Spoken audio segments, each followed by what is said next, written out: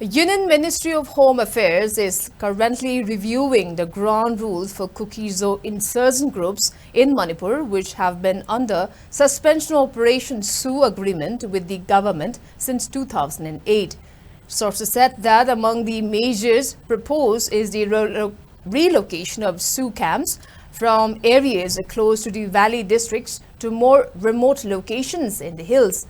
This issue was also discussed on June 17 during a security review meeting chaired by Home Minister Amit Shah without the presence of Chief Minister Nongthombam Biren, who has advocated for abrogation of Sioux Pact.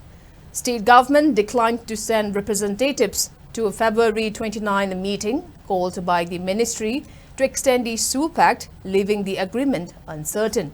Since August 19, 3 rounds of meetings have been held between Kuki-Zo insurgent group representatives and officials from the Ministry for Northeast and the Intelligence Bureau to discuss and review the ground rules.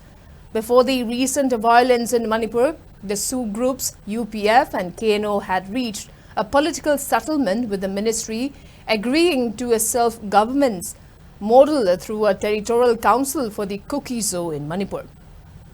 However, following the violence, these groups have revised their demand to a quote-unquote separate administration for the Kuki-Zo people. The current meetings have focused on the Sioux agreement without addressing these political demands.